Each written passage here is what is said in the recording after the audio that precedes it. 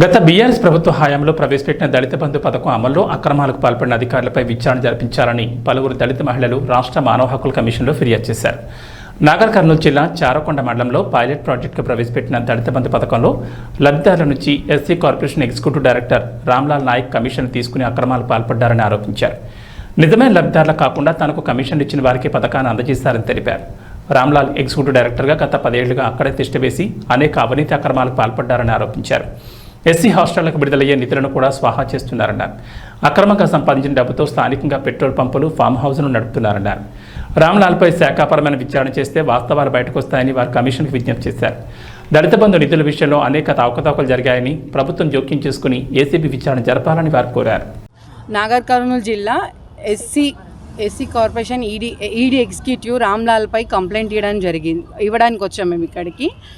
ఆయన గత 10 సంవత్సరాల నుంచి ఒక్కటే పోస్ట్లో ఉండడానికి కారణమైంది. ఆల్రెడీ ప్రిన్సిపల్ సెక్రటరీ కూడా పెడితే కూడా దానికి కూడా లేదు. ఆయన 100 కోట్లు దళిత బంధు పైన 100 కోట్లకు పైగా స్కామ్ జరిగింది. దానిపైన కూడా విచారణ జరపాలి.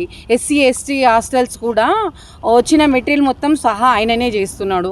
ఆయనకి మరి 10 సంవత్సరాలలో ఇన్ని 100 కోట్ల ఆస్తులు ఎక్కడ వచ్చినాయి, ఎక్కడ ఫంక్షన్ హాల్స్ ఉన్నాయి, ఎక్కడ పెట్రోల్ బంకులు ఉన్నాయి, ఇవన్నిటికీ విచారణ జరపాలి. ఏసీబీ విచారణ జరిపించాలని కోరుకుంటున్నాము. ఈయన ఏది చేసినా కానీ నాకేం పట్టలేదు, నాకేం తెలియదు, నన్ను ఎవడు ఏం చేయలేదు అన్న ఒక ఉద్దేశంతో ఉన్నాడు. మరి అవన్నీ చూసుకుంటే ముందు వేస్తే మాత్రం ఆయనకి చాలా ఇబ్బంది అవుతుంది. పోను ఇవన్నిటికీ ఆయన విచారణకి హాజరై అన్నీ ముందుకు వచ్చి ఆయన అన్ని సబ్జెక్ట్స్కి క్లారిటీ ఇస్తే బాగుంటుంది. లేకపోతే దీన్ని పెద్ద ఎత్తున తీసుకెళ్ళడానికి కూడా మేము రెడీగా ఉన్నాము.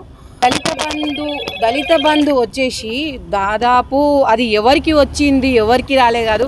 వాడు ఒక్కడు పాపం లేనోడు దళిత బంధు గవర్నమెంట్ లాస్ట్ తెలంగాణ ప్రభుత్వంలో ఏ దళిత బంధు అని స్కీమ్ పెట్టినరో ఉన్నోళ్ళందరూ అప్లై చేసిరు. వచ్చిన వాళ్ళ దాంట్లో ప్రతి ఒక్క దాంట్లో కమిషన్స్. ఆ కమిషన్స్ వల్లనే ఆయన మొత్తం ఫ్యామిలీ ఒక 10 తరాలు కూర్చొని తినేంత ఆస్తి సంపాదించుకున్నాడు ఆయన.